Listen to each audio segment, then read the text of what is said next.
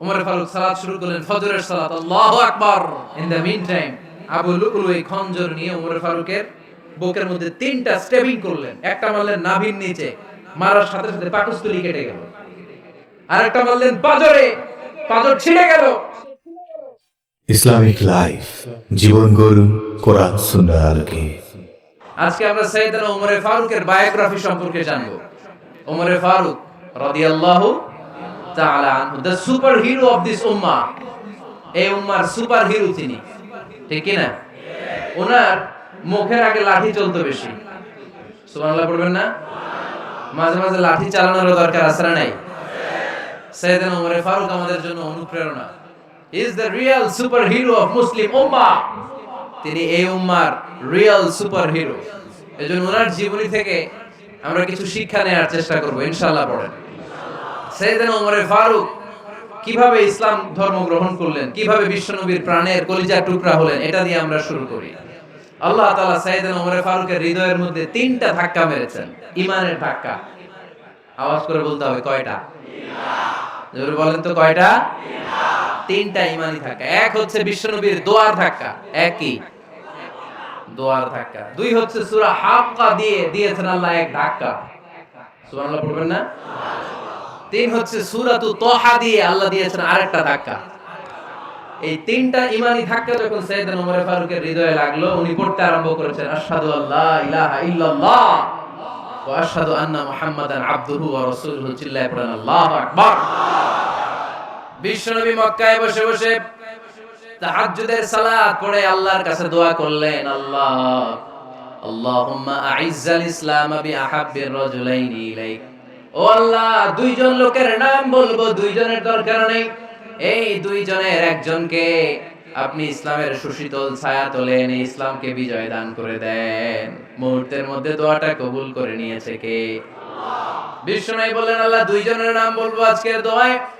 আবি জাহল ইবনে হিশাম, হয়তো হিশামের বেটা আবু জাহেলকে আপনি ইসলামের ভিতরে নিয়ে আসেন, কিংবা ওমর ইবনুল খাত্তাব, খাত্তাবের বেটা ওমরকে আপনি ইসলামের ছায়া তলে নিয়ে আসেন। ওমর ফারুকের জন্য দোয়াটা কবুল করে নিয়েছে কে?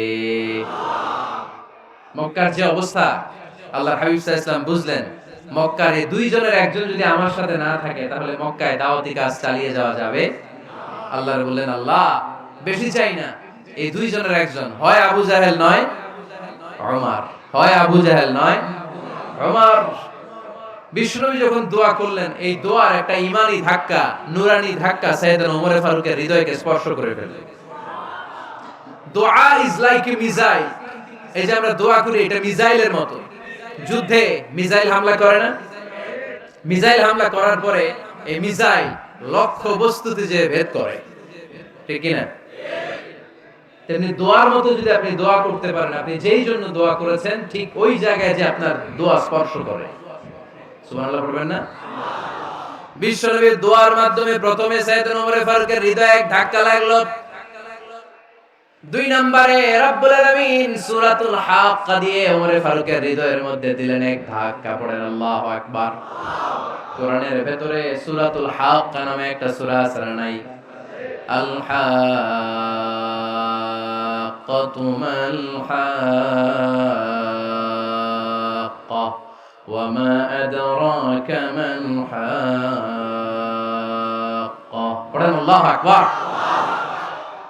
বিশ্বনবী যখন দোয়া করলেন, ওই দোয়া যখন সাইয়েদনা ওমর ফারুকের হৃদয়ে স্পর্শ করলো, সাইয়েদনা ওমর ফারুক সব সময় বিশ্বনবীকে ফলো করতে আরম্ভ করলেন। বিশ্বনবী ডানে গেলে লুকিয়ে লুকিয়ে ওমর ফারুক ডানে যায়, বিশ্বনবী বায়ে গেলে লুকিয়ে লুকিয়ে ওমর ফারুক বায়ে যায়। বিশ্বনবী একবার মসজিদুল হারামে যে নামাজ পড়তে শুরু করলেন, ওমর ফারুক তখন বিশ্বনবীর পিছু পিছু ছদ্মবেশে পেছন থেকে যে বিশ্বনবী কিভাবে নামাজ পড়ে দেখতে শুরু করলেন। বিশ্বনবী ইন দা মিন টাইম এশার নামাজে আল হাক্কাতু মাল হাক্কা তেলাওয়াত শুরু করে দিলেন। আল হাক্কাতু মাল হাক্কা তেলাওয়াত শুরু করে দিলেন। তেলাওয়াত করতে করতে বিশ্বনবী যখন তেলাওয়াত করতেছে, ওমর ফারুক এরকম দুলতেছে আর মজা পাচ্ছে।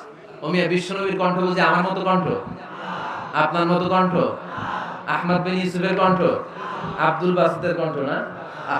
বিশ্বনবীর গলায় যে কি সুরের ঝংকার আল্লাহ দিয়েছেন, কি সুরের লহরী আল্লাহ দিয়েছেন, একবার যে শুনতো পাগল হয়ে যেত। আল্লাহু আকবার।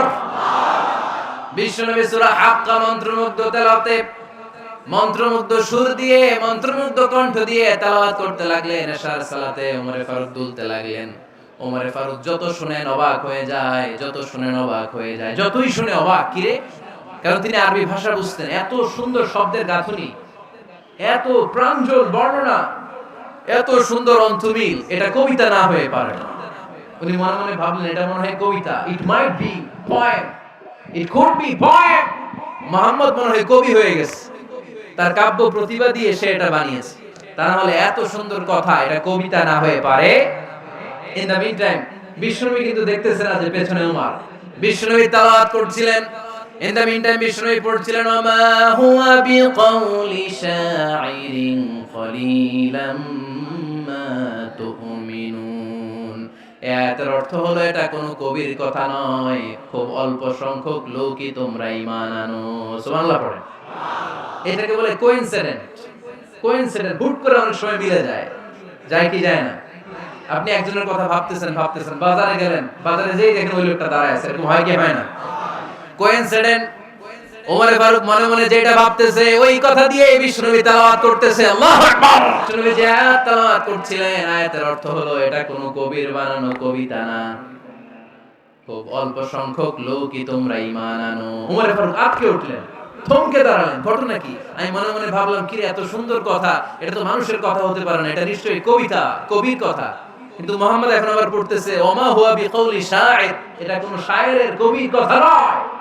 কলিলাম মা তুমিনুন, অল্পই তোমরা ঈমান আনো। তার মানে আমার মনে যা চলে মুহাম্মদ এটা টের পায়। মুহাম্মদ গণক। নাউজুবিল্লাহ পড়বেন না? মুহাম্মদ অনেক বড় মাপের একজন গণক। মানুষের হৃদয়ে কি চলে, মনে মনে কি ভাবে, মুহাম্মদ না দেখেও বলে দিতে পারে। ইন দা মিন টাইম বিষ্ণুবী পরের আয়াতে পড়লেন ওয়ালা বিকাউলি কাহিনিন কলিলাম মা তাযাক্কারুন। এই আয়াতের অর্থ হলো এটা কোনো গণকের বানানো গণনা নয়, খুব অল্প সংখ্যক লোকই তোমরা উপদেশ হিসেবে এটাকে মানো। সুবহানাল্লাহ পড়েন। এবার আর ওমর ফারুকের সহ্য হয় না, কি আজীব তামাশা। প্রথমে মনে করলাম কবিতা, মোহাম্মদ কয় কবি না, সে কবি না, এটা কবিতা না। তারপর ভাবলাম সে গণক, সে আয়াত পরে পরে বলে দিল এটা গণনা নয়, তাহলে এটা কি? এটা কি কবিতাও না, গণনাও না, তাহলে এটা কি? বিশ্বনবী তখন বললেন তানজিলুম মির রাব্বিল আলামিন। সুবহানাল্লাহ পড়েন। পরের আয়াত ছিল তানজিলুম মির রাব্বিল আলামিন। এটা দুনিয়ার কোনো কবির বানানো কবিতা না, এটা কোনো গণকের গণনা না, এটা কোনো সাহিত্যিকের বানানো সাহিত্য নয়, এটা মহাবিশ্বের পরিচালক রব্বুল আলামিনের কাছ থেকে পাঠানো কিতাব কোরআন। সূরা হাক্কার ধাক্কায় ওমর ফারুক কাইত। প্রথমে ধাক্কাটা লাগলো যে দোয়া। বিষ্ণুবী তাহাজ্জুদে কেঁদে দোয়া করলেন, আল্লাহ হয় আবু জাহেলের দিবা নাইলে ওমরের দিবা। ওই দোয়া ওমর ফারুকের হৃদয়ে ছোঁয়া লেগেছে। এরপর হাক্কা, সূরাতুল হাক্কা দিয়ে দিলে এক ধাক্কা। এই ধাক্কা খেয়ে উথাল পাথাল হৃদয়ের মধ্যে, হাই রে এ কি বাণী, এ কেমন কথা, কে মুহাম্মদ? তারপর শয়তানের ওয়াসওয়াসা আসরে নাই। আল্লাহ বলে যতই ওয়াসওয়াসা ওমরকে দেয়া হোক, আমি ওমর ফারুককে মুসলিম উম্মতের সেনাপতি বানিয়ে ছাড়বো, আমি সেনাপতি বানাবো। এবার 3 নাম্বার ডোজ। ডাক্তারের কাছে গেলে প্রথমে দেখবেন সিম্পল ডোজ দেয়, নরমাল ওষুধ, এটাতে কাজ না হলে ডোজ বাড়ায়, একেবারে কাজ না অ্যান্টিবায়োটিক মারে, আছে না নাই? আল্লাহ প্রথমে দোয়ার ছোঁয়া লাগালেন, তারপর সূরা হাক্কা দিয়ে ধাক্কা মারলেন, এরপরে রব্বুল আলামিন বলেন এবার 3 নাম্বার ডোজ সূরা তাহা দিয়ে আমি তোমার হৃদয়টারে উজালা বানায় দেব রে ওমর। শয়তান দিক দিয়ে ওয়াসওয়াসা, খেলা দুই দিক থেকে চলতেছে। আল্লাহ তাআলা হেদায়েতের রাস্তায় টানছে, শয়তান জাহান্নামের দিকে টানছে। ঘোষণা দেয়া হলো মক্কায় মুহাম্মদের মাথা কেটে এনে দিলে এত এত স্বর্ণ মুদ্রা দেয়া হবে। ওমর ফারুক রাজি হয়ে গেলেন, নাঙ্গা তলোয়ার নিয়ে বিশ্বনবীর মাথা কাটার জন্য ছুটলেন। নাউজুবিল্লাহ পড়বেন না? বনু জাহরা গোত্রের এক লোক বলে আইনা ইয়া ওমর, কই যাও? মুহাম্মদের মাথা কাটতে যাই। আরে মুহাম্মদের মাথা কাটতে যাও? তোমার বোন ফাতিমা বিনতে খাত্তাব আর তোমার বোন জামাই সাঈদ কদ সাবা, এরা তো ধর্ম ত্যাগ করে ফেলছে, এটা তো আমাদের ধর্ম ত্যাগ করে মুহাম্মাদের ফলোয়ার হয়ে গেছে। আগে ওমর ঘর সামলাও, পরে মুহাম্মাদের মাথা কাটতে যেও। ওমর ফারুক অবাক হয়ে গেলেন, তলোয়ার নিয়ে বিশ্বনবীর দিকে না যেয়ে নিজের বাড়ির দিকে চলে গেলেন। বিশ্বনবীর আপন বোন ফাতেমা বিনতে খাত্তাব, বোন জামাই সাঈদ আর খাব্বাব রাদিয়াল্লাহু তাআলা আনহু তিনজন মিলে সূরা তাহা তেলাওয়াত করছিলেন। পড়েন সুবহানাল্লাহ। মক্কায় লুকিয়ে লুকিয়ে দাওয়াত হতো। খাব্বাব রাদিয়াল্লাহু তাআলা আনহু একটা চামড়ার ফলকের মধ্যে সূরা তাহার কয়েকটা আয়াত এনে ওমর ফারুকের বোন আর বোন জামাইকে শিক্ষা দিচ্ছে, ট্রেনিং দিচ্ছে। সুবহানাল্লাহ পড়েন। লুকিয়ে লুকিয়ে ওমর ফারুক যখন ঘরে চলে আসলেন, এরা তটস্থ হয়ে গেল। সাইয়েদনা খাব্বাব বিছানার তলায় লুকিয়ে গেলেন। ওমর ফারুক বললেন, দরজা খোলো। ফাতেমা বিনতে খাত্তাব দরজা খোলার পরে নির্মম ভাবে সাইয়েদনা ওমর রাদিয়াল্লাহু তাআলা আনহু বোনের গায়ে আঘাত শুরু করে দিল। বোন জামাইকে আহত করতে শুরু করলো আর বলতে শুরু করলো, তোরা পাগল হলি কেন? কি আছে ওই মুহাম্মাদের মধ্যে? কি জাদু নিয়ে এসেছে? সে যাই বলে লোকজন পাগল হয়ে যায়, সবাই তার উপর কালিমা পড়ে ঈমান এনে ফেলে। কি এমন জিনিস তোদের কাছে আছে যেটা দেখে মুহাম্মদকে তোরা ভালোবাসলি? কি আছে? কি পড়তেছিলি আমারে দেখা। ফাতেমা বলে, ইন্নাকা রিজসুন লা ইয়ামাসসুহু ইল্লাল মুতাহহারুন। আমার ভাই ওমর, তুমি নাপাক। তুমি কি? লা ইয়ামাসসুহু ইল্লাল মুতাহহারুন, পবিত্রতা অর্জন না করে এই কোরআন ধরা যায় না। সুবহানাল্লাহ পড়েন। ওমর ফারুক গোসল করে আসলেন, কারণ ধাক্কা তো আগে কয়েকটা খাইছে। কথা বুঝেন নাই বোধহয়? প্রথমে দোয়ার ধাক্কা, পরে কোন সূরা দিয়ে ধাক্কা? হাক্কা দিয়ে ধাক্কা। 3 নম্বরে এখন আরেকটা ধাক্কা খাবে। গোসল করে আসলেন। ফাতেমা বিনতে খাত্তাব বললেন, গোসল যখন করে এসেছেন, এই নেন।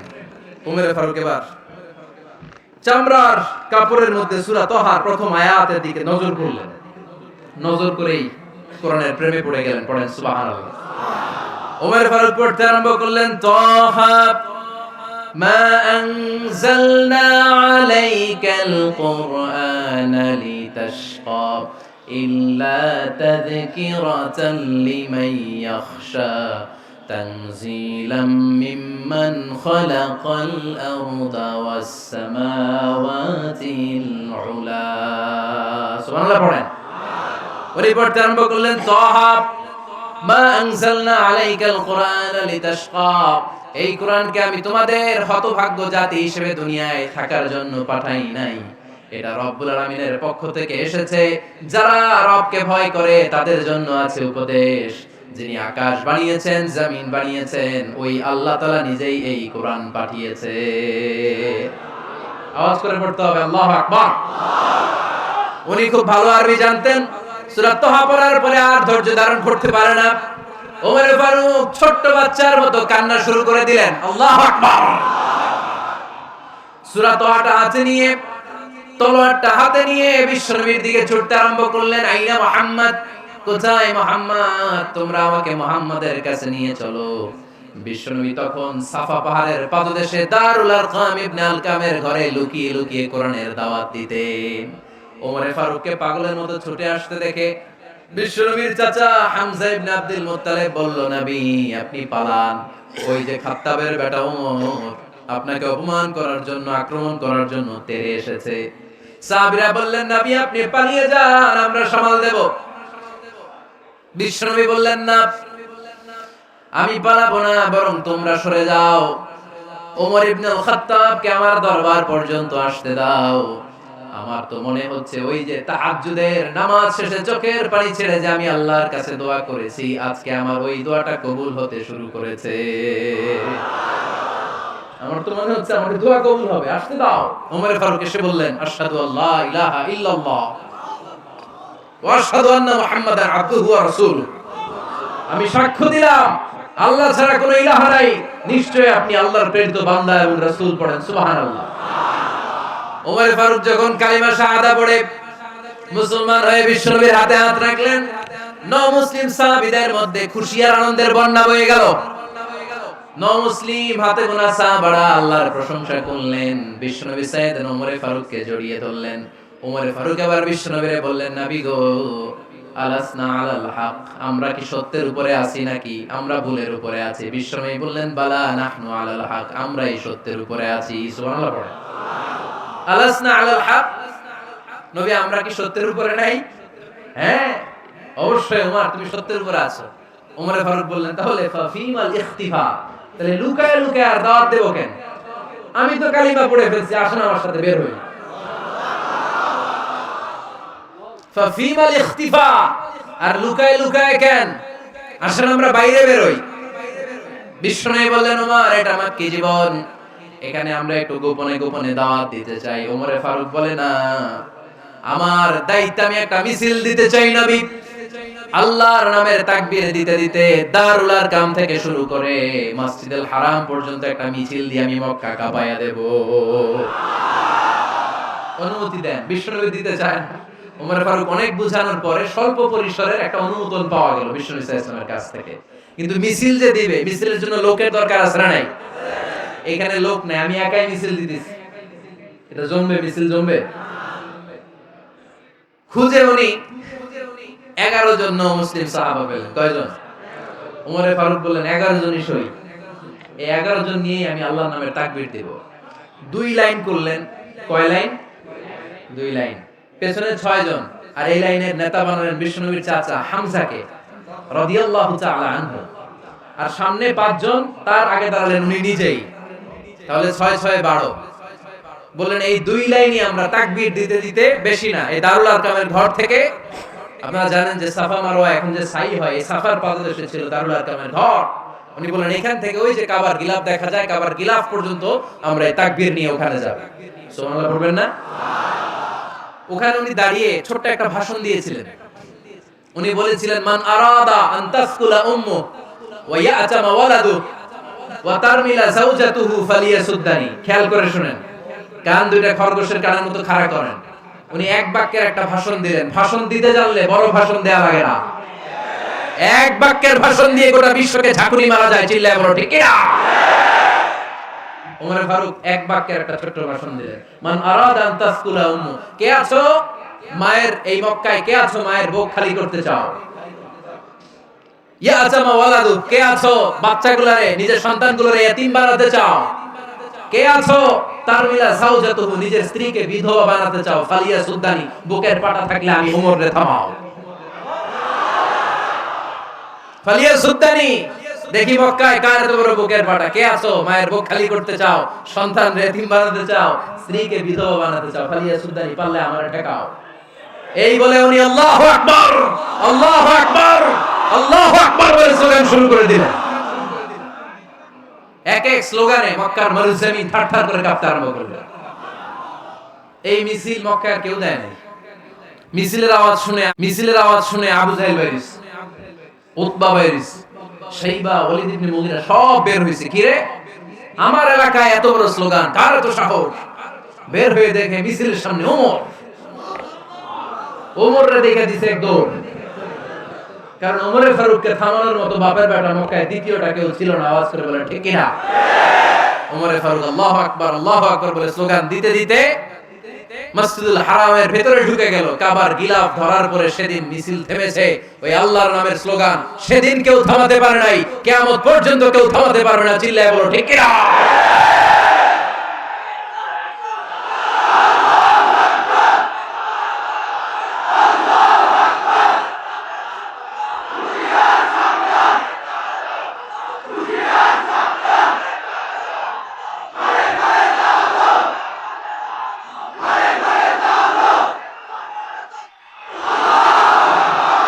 ওইরকম একটা ওমরের দরকার, আমাদের বেশি চাই না। জোরে বলেন ঠিক কিনা?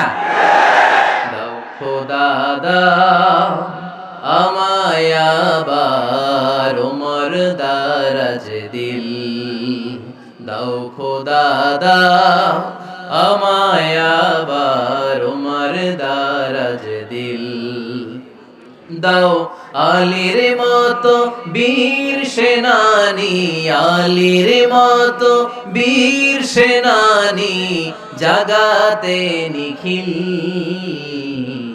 দাও খোদা দাও আমায় আবার ওমর দারাজ দিল। সুবহানাল্লাহ পড়েন। একটা ওমর লাগবে। চিল্লায় বলেন কয়টা?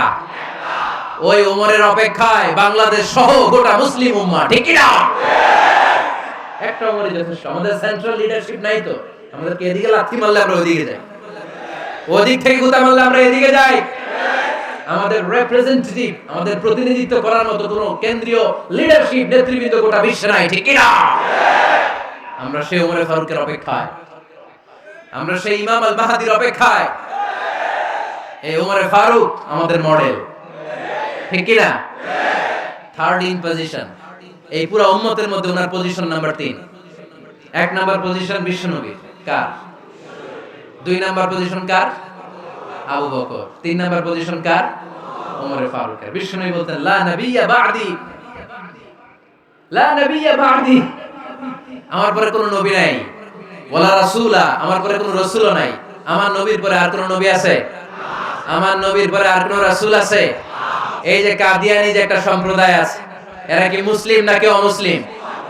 মুসলিম সম্প্রদায়ের সাথে এদের কোনো সম্পর্ক নাই, চিল্লা বলেন ঠিক কি না? এরা যদি মুসলমান হতে চায়, আমার নবী দ্য লাস্ট মেসেঞ্জার বিশ্বনবীকে খাতামুন নবী হিসেবে সংবাদ সম্মেলন করে গোটা বিশ্বকে জানাই দিতে হবে, তারপরে তাদেরকে আমরা মুসলিম হিসেবে স্বীকৃতি দিব, চিল্লা বলেন ঠিক কি না? তা না হলে তারা কোন ধর্মের এটাকে জানাই দিতে হবে। No inferiority complex, no identity crisis. Identity ক্রাইসিসে থাকা যাবে না। আপনারা কোন ধর্মের এটা জানাই দেন। আপনারা বিশ্বনবীরও শেষ নবী মানবেন না, আবার মুসলিম বলে নিজেদেরকে ট্যাগ লাগাতে চাইবেন। সাধারণ মুসলমানরা এটা এই ধোঁকাবাজি মানে না, চিল্লায় বলেন ঠিক কি না? আমার নবীর পরে কোনো নবী নাই, আমার রাসূলের পরে কোনো রাসূল নাই, ঠিক কি না? আল্লাহর হাবিব বলতেন লাউ কানা বা'দি নাবিয়্যুন লাকানা উমর, তবে আমার পরে যদি নবী হওয়ার যোগ্যতা কারো থাকে, আমার ওমরের ওই যোগ্যতা আছে। সুবহানাল্লাহ পড়েন। প্রভু তুমি বলেছো রাসূল দেবে না, বলনি দেবে না ওমর, বলনি দেবে না হামজা তারি, খালিদ বিজয় সমর। প্রভু তুমি বলেছো রাসূল দেবে না, বলনি দেবে না ওমর, বলনি দেবে না হামজা তারি, খালিদ বিজয় সমর। প্রভু তুমি বলেছো রাসূল দেবে না। সুবহানাল্লাহ পড়েন।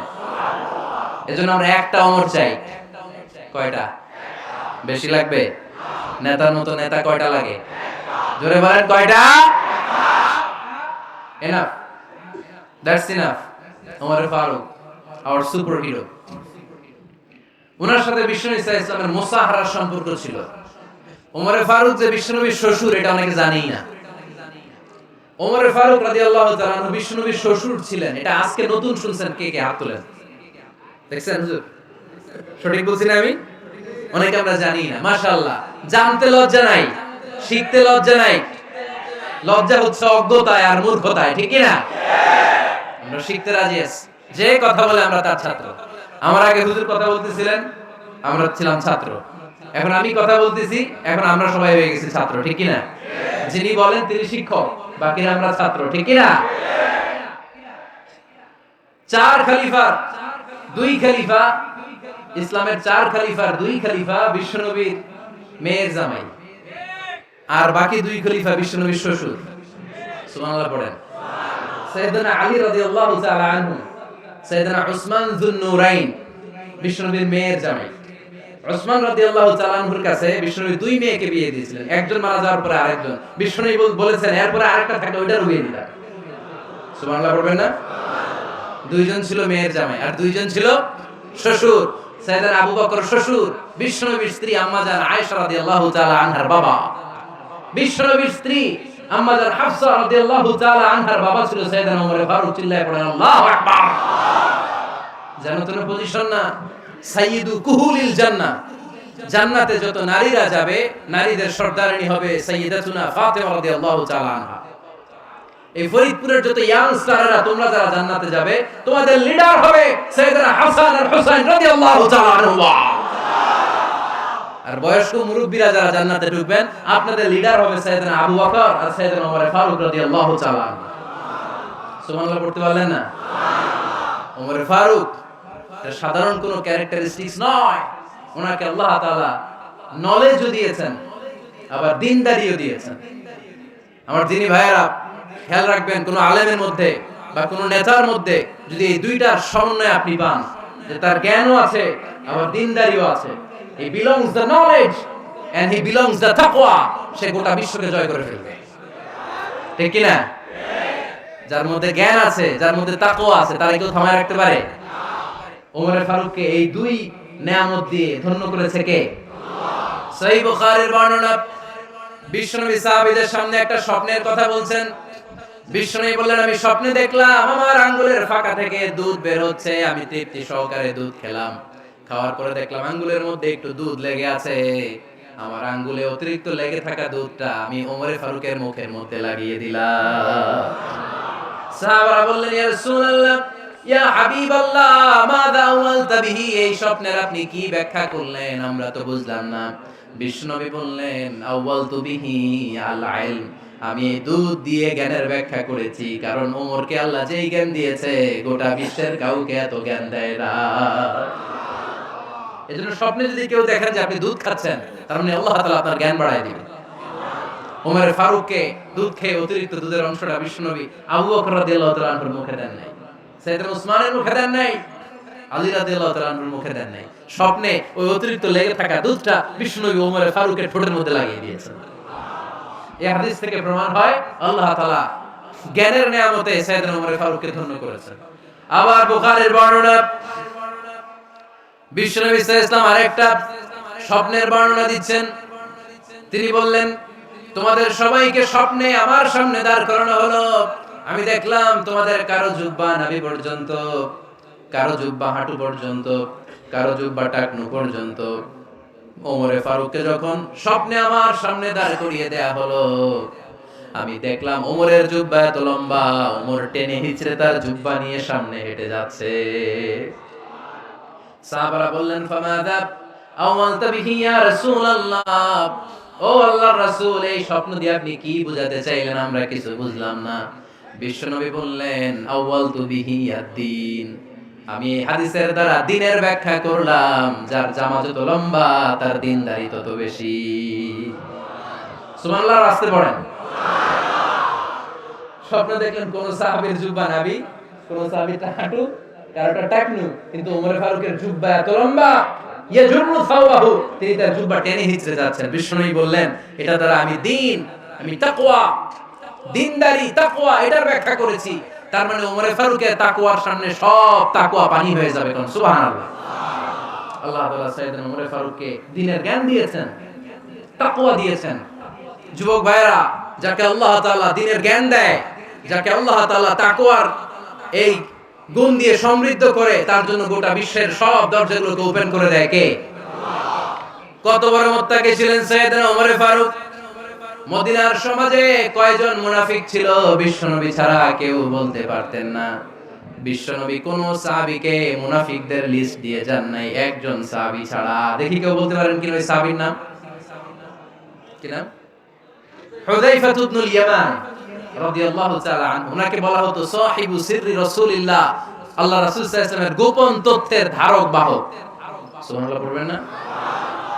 বিশ্বনবী ইন্তেকালের আগে মদিনার সমাজে মোট কয়জন মুনাফিক আছে, এই তথ্য আবু বকরকে বলেন নাই, ওমর রাদিয়াল্লাহু তাআলা আনহুকে বলেন নাই, উসমান রাদিয়াল্লাহু তাআলা আনহু, আলী রাদিয়াল্লাহু তাআলা আনহু, আশরাতুল মুবাশশিরিনা বিল জান্নাহ কোন সাহাবীকে বলেন নাই। শুধুমাত্র কেবলমাত্র একমাত্র হুযায়ফা ইবনুল ইয়ামান রাদিয়াল্লাহু তাআলা আনহুর কাছে মুনাফিকদের লিস্টে বিশ্বনবী দিয়ে গিয়েছেন। সুবহানাল্লাহ পড়েন। মদিনায় কারা কারা মুনাফিক কেউ জানতো না, হুযায়ফা ছাড়া। কে ছাড়া? নামটা আজকে মুখস্থ করেন, যাতে অন্য কোনো ওয়াজে কেউ জিজ্ঞেস করলে বলতে পারেন। মুনাফিকদের লিস্ট যে সাহাবীর কাছে বিশ্বনবী দিয়ে গিয়েছিলেন, সাহাবীর নাম কি? নাম? নামটা কেমন লাগে? ভালো লাগে? অনেকে আমারে জিজ্ঞেস করে, হুজুর আমার ছেলে হবে আগামী মাসে, একটা নাম দেন। নাম দিয়ে দিলাম হুযায়ফা। যাদের হবে ছেলে, এলাকায় যাদের নেক্সট কয়েক মাসে ছেলে হবে, খালি হুযায়ফা চলবে। কি চলবে? ভালো লাগে? নামটা ভালো লাগে? রাইখেন, অনেক সুন্দর নাম। উনি জানতেন মুনাফিক কারা। দেখেন ওমর ফারুকের তাকওয়ার লেভেলটা কত হাই। ওমর ফারুক একদিন হুযায়ফা রাদিয়াল্লাহু তাআলা আনহুর কাছে গেলেন, যে বললেন, হুযায়ফা, বিশ্বনবী ইন্তেকালের আগে মুনাফিকদের নামের লিস্টটা কারো কাছে দেয় নাই, আমার জানা নাই, সাইয়েদনা আবু বকরের জানা নাই, কোন সাহাবীর জানা নাই তুমি ছাড়া। আমি তোমার কাছে জানতে চাই, আমি ওমরের নামটা ওই মুনাফিকদের খাতায় আছে কিনা আমার একটু বলো। আমার ওমরের নামটা ওই মুনাফিকদের লিস্টিতে একটু আছে কিনা নামটা একটু বলো। যদি থাকে আমি ভালো হয়ে যাব। আমি নেফাকি দূর করে পাক্কা মুমিন হতে চাই। আমার নাম যদি মুনাফিকের লিস্টে থাকে আমি তো শেষ।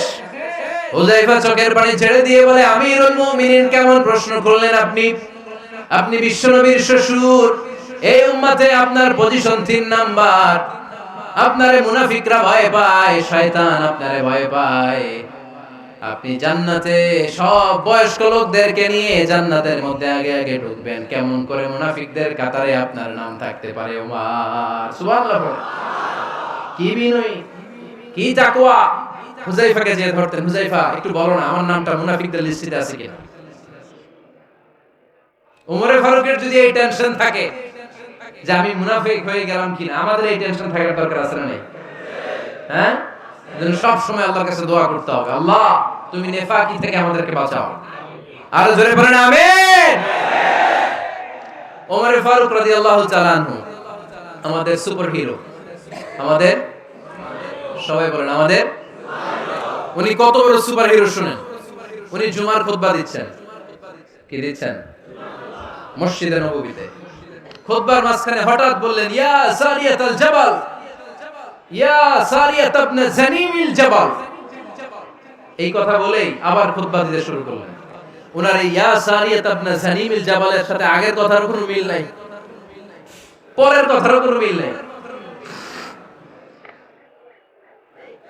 জুমার নামাজের পর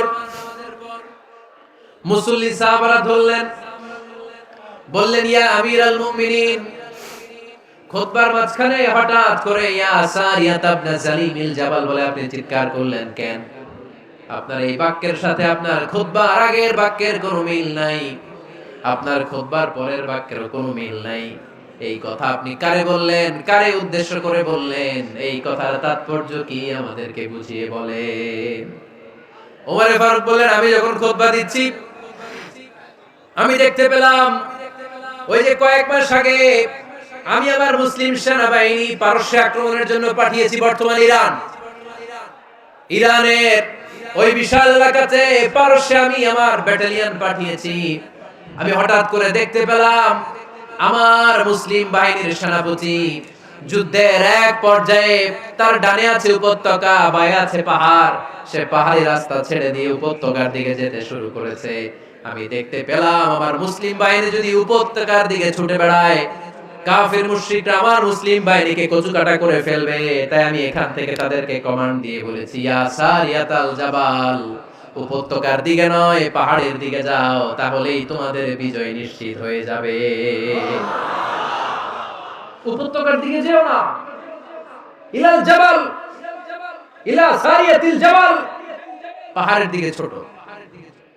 সাহাবারা অবাক, ঘটনা কি? উনি বসে আছেন মদিনায় মসজিদে নববীর মিম্বারে দাঁড়িয়ে, উনি যদি ইয়া সারিয়াতাল জাবাল বলে এটা কি ইরানে যাবে নাকি? ও মিয়া, তখনকার সময়ে বর্তমানের মতো মোবাইল ছিল নাকি? ইন্টারনেট ছিল নাকি? কিছু ছিল?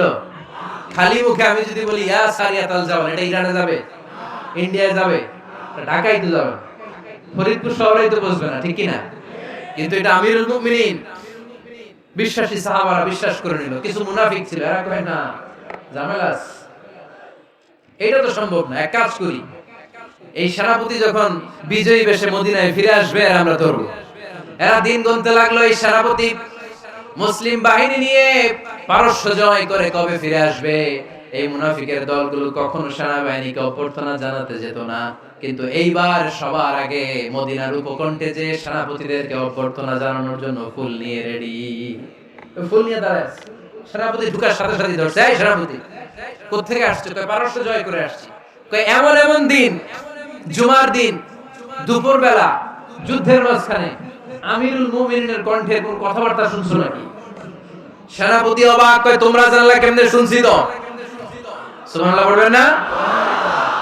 আমরা যুদ্ধে একটা ভয়ঙ্কর অবস্থার মধ্যে ছিলাম, পেছন থেকে শত্রু আমাদেরকে আক্রমণ করতে শুরু করে দিল। ডানে যাব না বায়ে যাব, সামনে যাব নাকি পেছনে যাব, রাস্তা খুঁজে পাচ্ছি না। ডান দিকে ছিল আমাদের উপত্যকার রাস্তা, বাঁ দিকে ছিল পাহাড়ি পথ। আমরা সোজা পথ হবে মনে করে উপত্যকার দিকে ছুটতে আরম্ভ করলাম। হঠাৎ করে আমিরুল মুমিনিনের কণ্ঠ বজ্র কণ্ঠে আমার কানের মধ্যে ভেসে আসলো। আমার মনে হলো আমিরুল মুমিনিন কেমন যেন আমাকে কমান্ড দিচ্ছেন আর বলছেন, ইয়া সারিয়াতাল জাবাল, ডান দিকে উপত্যকার পথে নয়, তাড়াতাড়ি পাহাড়ের দিকে সৈন্যবাহিনী নিয়ে উঠে যা। পাহাড়ের দিকে, ডানে না, this is wrong track and this is the right track. ওই দিন যদি ওমর ফারুকের ওই গাইডলাইন, আমিরুল মুমিনিনের কমান্ড যদি আমি না শুনতাম, আজকে বিজয়ের বেশে ফিরতেও পারতাম না, আমাদের চেহারাও তোমরা দেখতে পেতে না। ওমর ফারুকের ওই কমান্ড, ওই গাইডলাইন অদৃশ্য থেকে শোনার কারণে ওই পারস্যের মধ্যে আমাদেরকে সেই যুদ্ধে বিজয় দান করেছে কে? This is Omar Farooq, this is Omar Farooq. বিশ্বনবী বলছেন, ওমর, মা লাকিয়াকা শাইতানু সালিকান ফাজ্জান ইল্লা সালাকা ফাজ্জান গায়রা ফাজ্জিক। ওমর, শয়তান ইবলিস যদি তোমার কোন রাস্তা দিয়ে হাঁটতে দেখে, শয়তান ওই রাস্তা রেখে দিয়ে অন্য রাস্তা দিয়ে হাঁটে। সুবহানাল্লাহ বাড়িতে যায় বললেন। কে বলতেছে? বিশ্বনবী। কার ব্যাপারে? ওমর ফারুকের ব্যাপারে। শয়তান যদি দেখে যে ওমর ফারুক এই রাস্তা দিয়ে হাঁটতেছে, শয়তান ওই রাস্তা রেখে দিয়ে অন্য রাস্তা দিয়ে হাঁটে। সুবহানাল্লাহ পড়েন। রাত্রিবেলা আমরা আমাদের বাচ্চা ছেলে মেয়েদেরকে যখন খাওয়াই, বাচ্চারা খেতে চায় না, এরকম হয় আপনাদের ফরিদপুর এলাকায়? হ্যাঁ, এই এলাকায় হয় নাকি? খেতে চায় না বাচ্চারা, এই চকলেট দেখায়া, এই মিনা কার্টুন দেখায়া, এইটা সেইটা, এগুলো সেগুলো বলে, গল্প টল্প বলে ভুলাইয়া খাওয়ানো লাগে, তাই না? তারপরও খায় না। আমারও ছোট মেয়ে আছে, খেতে চায় না, এইটা সেইটা এমনি সেমনি খাওয়ানো লাগে। তো শেষে না পেরে মা বাবা বলতে বাধ্য হয়, ওই যে ভূত আসতেছে, ভূত, তাড়াতাড়ি তাড়াতাড়ি খাও, নাহলে যে ভূত ধরবে তোমার। ওই যে বাঘ আসতেছে, বাঘ, তাড়াতাড়ি খাইলে নাহলে বাঘে কামড়াবে। বলি না আমরা? আপনারা কি বলেন? ভূত। আর কি বলেন? হ্যাঁ হ্যাঁ, আচ্ছা, এক এক জায়গায় এক একটা আমরা বলি, ভূত আসবে, বাঘ খাবে, ভাল্লুক খাবে, তাড়াতাড়ি খাও। মদিনাতে যখন ওমরে ফারুক আমিরুল মুমিনিন, মদিনার মায়েরাও বাচ্চাদেরকে খাওয়াতে পারতো না, ছোট্ট মেয়েদেরকে খাওয়াতে পারতো না, খাওয়া নিয়ে যন্ত্রণা করতো। বাচ্চারা যখন মদিনায় খেতে চাইতো না রাত্রি বেলায়, মদিনার মায়েরা বলতো, তাড়াতাড়ি খাও, হা হুয়া ইয়াতি উমর, হা হুয়া ইয়াতি উমর, তাড়াতাড়ি খা, নাহলে ওই যে ওমর আসতেছে, Omar. This is our superhero সাইয়েদনা ওমর ফারুক রাদিয়াল্লাহু তাআলা। শুধু শয়তানি ভয় পেত না, মুনাফিকরাও ভয় পেত, জমের মতো ভয়। শুধু তাই না, আমাদের আম্মাজান বিশ্বনবী সাল্লাল্লাহু আলাইহি ওয়াসাল্লামের স্ত্রীরাও ওমর ফারুককে ভয় পেতেন। সুবহানাল্লাহ কইবেন না? মাঝে মাঝে বিশ্বনবী সাল্লাল্লাহু আলাইহি ওয়াসাল্লামের সাথে আম্মাজান আয়েশার ঝগড়া হতো, হতো না? আপনাদের ফ্যামিলিতে ঝগড়া হয়? হয় না? হয় না? কার কার দেখি? ওরে আল্লাহ, অনেক আল্লাহর ওলি আছে তো এই জায়গায়। ঝগড়া হয় না?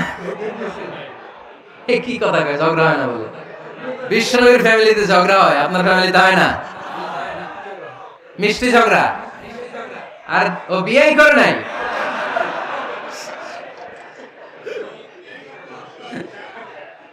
ঝগড়া তো হবেই, দাম্পত্য জীবনের মজাটাই তো এখানে। কখনো ঝগড়া, কখনো আনন্দ, একটু বৃষ্টি, একটু রোদ, একটু হাসি, একটু কান্না, ভালো লাগে, ভালোবাসা শেয়ার করে নেয়া, মিলেমিশে একাকার হয়ে যাওয়া, ঠিক কি না? তো আল্লাহর হাবিব সাল্লাল্লাহু আলাইহি ওয়াসাল্লামের সাথে আম্মাজান আয়েশার ঝগড়া হতো। তো একদিন ঝগড়া হয়ে দুইজন রেগে আছে। খবরদার, দুইজন রেগে থাকবেন না আবার। একজন রাগলে আরেকজন থেমে যাবেন, কারণ এই ছোট্ট ঝগড়া থেকে এটা অনেক সময় বিচ্ছেদের দিকে গড়ায়। আমার প্রিয় ফরিদপুরবাসী, ভাবি রেগে গেলে আপনি রাগেন না, ওই দিন আপনি একটু ঠান্ডা থাকেন। আবার আপনি রেগে গেলে, আমার মাইকের আওয়াজ যদি ভাবিরা শুনেন, আপনারা রেগে যায় না, একটু ঠান্ডা থাকবেন। দুইজনে রেগে গেলে তো তৃতীয় বিশ্বযুদ্ধ শুরু হবে, তাই না? একজন রেগে গেলে আরেকজন ঠান্ডা, কারণ এই সামান্য ঝগড়া থেকে ইগোর কারণে এটা বিচ্ছেদ, ডিভোর্স পর্যন্ত করায়। আর শয়তান এখানে উস্কানি দেয়, কারণ ইমানদারদের ফ্যামিলি ভাঙতে পারলে শয়তান সবচেয়ে বড় খুশি হয়। আর ইমানদারদের ফ্যামিলি টিকে থাকলে খুশি হয়ে যায় কে? আম্মাজান আয়েশা রাদিয়াল্লাহু তাআলা আনহার সাথে বিষ্ণু সাল্লাল্লাহু আলাইহি ওয়াসাল্লাম ঝগড়া হতো মাঝে মাঝে।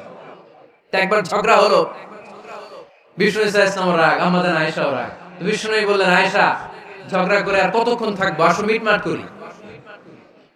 আয়েশা রাদিয়াল্লাহু বললেন, ঠিক আছে মিটমাট করবো। তো বিষ্ণু ইসলাম বললেন, মিটমাটের জন্য কারে ডাকবো? ওমরে ডাকি। কয় না, ওমরে না, ওমর গালিজ, ওমর অনেক রাগে, আমার ডর লাগে। কয় তাহলে তোমার আব্বারে ডাকি। কয় ডাকে। কি খুশি, মেয়েদের মধ্যে অবশ্য আছে না নাই? তাহলে তোমার আব্বারে ডাকি। ডাকেন, ডেকে নিয়ে আসা হলো। আবু বকর রাদিয়াল্লাহু তাআলা আনহু দাঁড়ালেন, আম্মা জান আয়েশা দাঁড়ালেন, বিশ্বনবীও দাঁড়ালেন। বিশ্বনবী বললেন, আয়েশা তোমার আব্বা আসছে, এবার ঘটনা খুলে বলার পালা, তুমি বলবা নাকি আমি বলবো? আম্মা জান আয়েশা বললেন, আপনি বলেন, তবে ওয়ালা তাকুল ইল্লা হাক্কান, যেটা ঘটছে ওইটাই বললেন, মিথ্যা কথা কইেন না। আবু বকর রাদিয়াল্লাহু তাআলা আনহু রেগে মেগে আগুন, কি এই কথা তুমি কেমন করে বলো? বিষ্ণু কি মিথ্যা কথা কখনো বলবে? রেগে মেগে দিলেন মেয়ের গালে এক চড়। বানিয়ে বলতেছি না, মুসনাদ আহমদ ইবনে হাম্বলের হাদিস। বাবার হাতের থাপ্পড়কে আম্মা জান আয়েশা উল্টে বললেন। সাইয়েদনা আবু বকর রাগে গড়গড় করছেন, আবার মারার জন্য তেড়ে গেলেন। এবার বাঁচার জন্য আম্মা জান আয়েশা বিশ্বনবীর পিছনে যে আশ্রয় নিলেন, বিশ্বনবী বাঁচানোর জন্য দুই হাত মিলে দাঁড়িয়ে গেলেন। পড়েন সুবহানাল্লাহ। বিশ্বনবী যখন দুই হাত মেলে দাঁড়িয়ে গেলেন, সাইয়েদনা আবু বকর রাদিয়াল্লাহু আনহু থেমে গেলেন। সাইয়েদনা আবু বকর রাদিয়াল্লাহু তাআলা আনহু ঘর থেকে বের হয়ে বারান্দায় দাঁড়ালেন। পড়েন সুবহানাল্লাহ। এবার বিশ্বনবী আম্মা জান আয়েশার কাছে যেয়ে বলেন, ইয়া আয়েশা কাইফা রাআইতিনি আনকাসতুকি মিনার রাজুল, দেখছো কেমনে বাঁচাইলাম? আমি না থাকলে বর্তমানে ফেলতো আজকে। আমি বাঁচাইছি তোমারে, আমি, আমার লগে ঝগড়া করো তুমি। লজ্জায় পড়ে আম্মা জান আয়েশা খিলখিল করে হেসে দিলেন, বিশ্বনবীও হেসে দিলেন। দুইজনের হাসির মধুর আওয়াজ শুনে সাইয়েদনা আবু বকর বাইরে থেকে অবাক, কি রে এতক্ষণ না ঝড় তুফান, এখন দেখি হাসি। সালাম দিয়ে অনুমতি নিয়ে ভিতরে ঢুকলেন। ঢুকে দেখেন আম্মা জান আয়েশাও হাসে, বিশ্বনবীও হাসে। এই হাসি দেখে আবু বকর রাদিয়াল্লাহু আনহু হেসে দিলেন। আরশের উপর থেকে খুশি হয়ে গেলেন কে? এবার সাইয়েদনা আবু বকর রাদিয়াল্লাহু তাআলা আনহু বলেন, ইয়া রাসূলুল্লাহ আশিকানি ফি সিলমিকুমা কামা আশরাকতুমানি ফি হারবিকুমা। ও নবী, যুদ্ধ লাগলে, দুইজন যুদ্ধ লাগলে মীমাংসার জন্য যেমনি আমারে ডাকেন, এরকম হাসি আর আনন্দের মুহূর্তেও আমারে একটু ডাকেন। আশিকানি ফি সিলমিকুমা কামা আশরাকতুমানি ফি হারবিকুমা। নবী, আপনাদের মধ্যে ঝগড়া লাগলে সন্ধি করার জন্য আমারে যেমনি ডাকেন, আপনাদের হাসি খুশি আনন্দ খুনসুটি এই মজাদার মুহূর্তগুলোতে আমারে বঞ্চিত রাখেন না, আমারে একটু ডাকেন। সুবহানাল্লাহ পড়েন। এই মুসনাদ আহমদ ইবনে হাম্বলের হাদিস শোনার উদ্দেশ্য হচ্ছে, বিশ্বনবী প্রথমে ওমর ফারুকের নাম বলেছিলেন। সাইয়েদনা আয়েশা বলে, না আমি ডরাই। হাইবাত, দিস ইজ কল্ড হাইবাত উমর। একবার বিশ্বনবীর সব বিবিরা ধরলেন, ও নবী আমাদেরকে এটা দেন, ওইটা দেন, ঘরে এটা নাই, ওইটা নাই, ওইটা নাই। বিশ্বনবীকে, আমার কাছে কিছু নাই, যদি এমনি আমার বউ হয়ে থাকতে চাও থাকো, তাহলে যা, তা না হলে যা লাগবে কিনে দেব, সাথে সাথে তালাকও দিয়ে দিব। কিছু দিতে পারবো না, আমার নাই তো, সামর্থ্য নাই। কিন্তু বিবিরাও ছাড়ে না, এটা দেন ওইটা দেন। বিশ্বনবী রহমতের নবী, বিবিদেরকে বুঝাতেও পারেন না, বিবিরা আবদার করতেছে, নবী এটা লাগবে ওইটা লাগবে। ইন দ্য মিন টাইম বিশ্বনবী একজনের সালাম শুনতে পেলেন। কে যেন দরজায় দাঁড়িয়ে বলতেছে, আসসালামু আলাইকুম।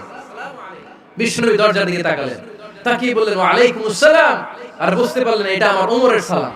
সালাম দেওয়ার পরে বিবিদের দিকে তাকায় দেখে একজন বিবিও নাই, সব অন্দরমহলের ভিতরে দৌড়। সুবহানাল্লাহ পড়তে পারলেন না? This is our super hero Omar. এরকম ওমর একটা লাগবে, চিল্লায় বলেন কয়টা? একটা ওমর গোটা বিশ্বকে সোজা করে দিবে। একটা ওমর সবল আর দুর্বলের সব পার্থক্য দূর করে দিবে। মাজলুমের উপর জালিমের অত্যাচারের অবসান ঘটায় দিবে। গোটা বিশ্বটাকে সাম্য, মৈত্রী, ভালোবাসার ইনসাফ দিয়ে পরিপূর্ণ করে দিবে।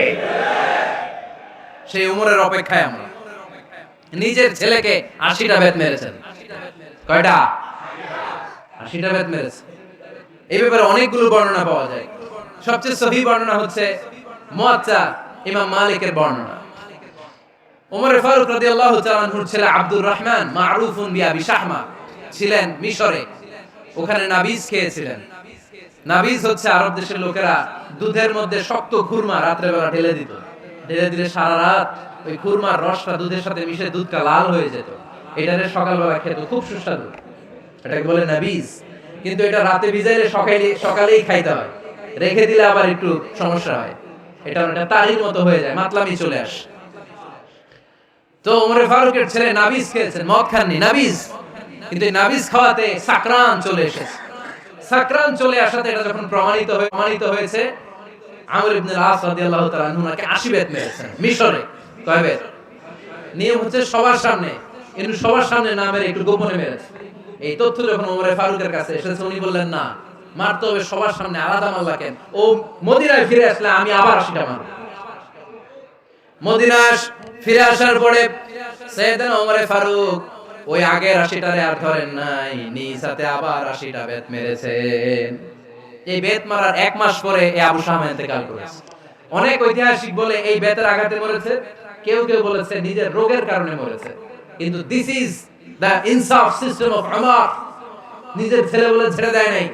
এখন নিজের ছেলে হইলে 7 খুন মাফ, নেতার ছেলে হইলে 10 খুন মাফ, এলাকার মোড়লের ছেলে হইলে 10 খুন মাফ। নো পার্সিয়ালিটি ইন ইসলাম।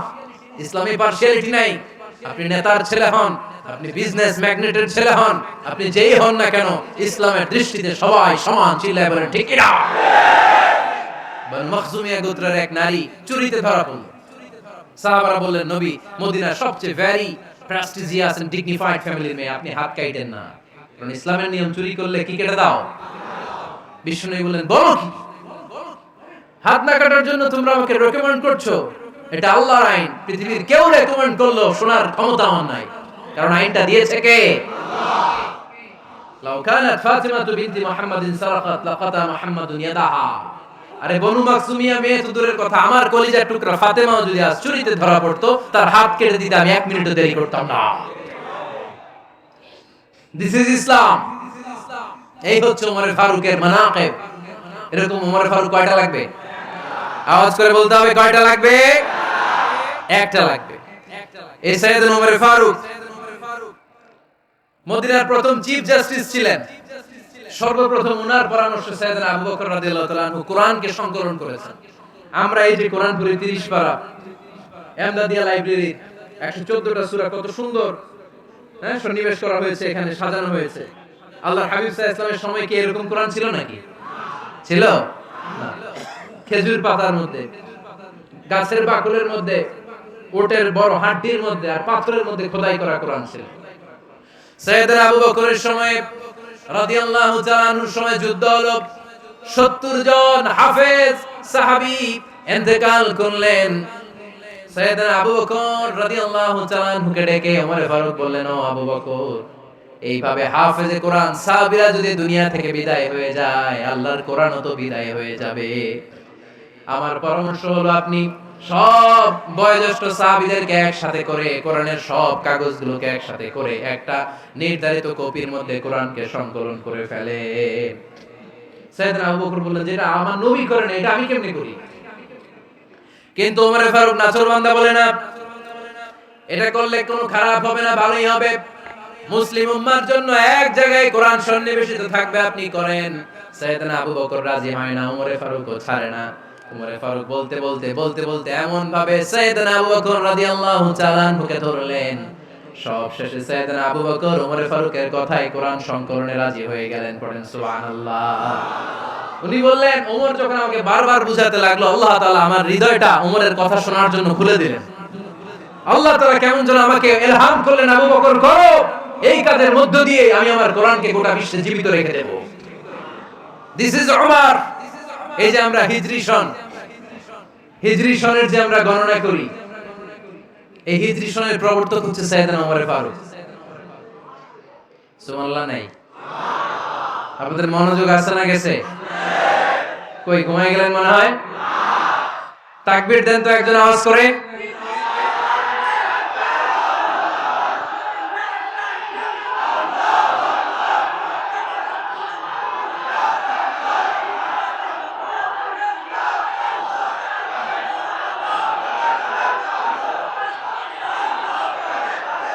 মাশাআল্লাহ মাশাআল্লাহ। বসেন, এখনই শেষ করে দেব কিছু সময়ের মধ্যে। আমরা একসাথে বিদায় নিব ইনশাআল্লাহ। ওঠা বসা করবেন না, বসেন। সাইয়েদনা ওমর ফারুক এই হিজরি সনের গণনা শুরু করেছেন। সাহাবারা বলল, আমিরুল মুমিনিন, খ্রিস্টানদের ঈসাই সন আছে, আমাদের মুসলমানদের কোনো সন নাই।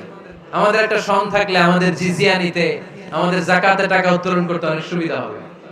ওমর ফারুক বললেন, তাহলে কোন সালকে হিজরি, কোন সালকে মুসলিম সাল হিসেবে আমরা ঘোষণা দিতে পারি? একজন বলল, আমার নবী যেই সালে জন্মগ্রহণ করেছেন ওই সালে। ওমর ফারুক বললেন, না, আমার নবীর জন্ম আমাদের জন্য খুশির দিন, কিন্তু এটা আমাদের জন্য প্রেরণা নয়। প্রেরণা নবীর কাজে, ঠিক কি না?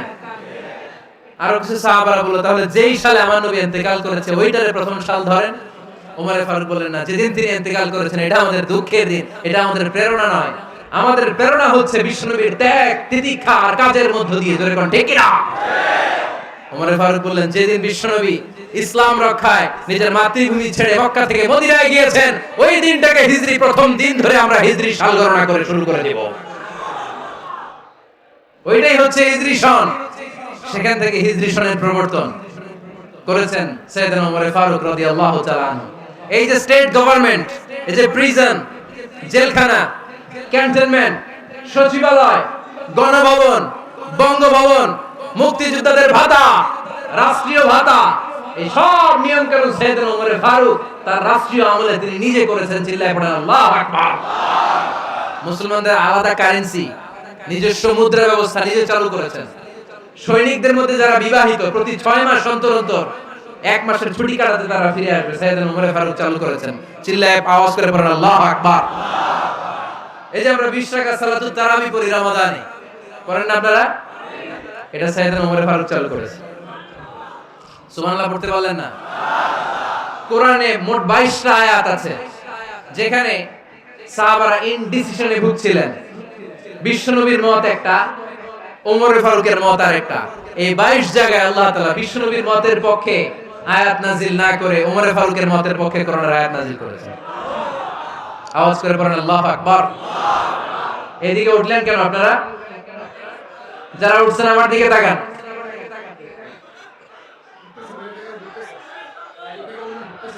কিছু ভিতরে ঢুকতেছে, কিছু বাইরে দিতেছে না?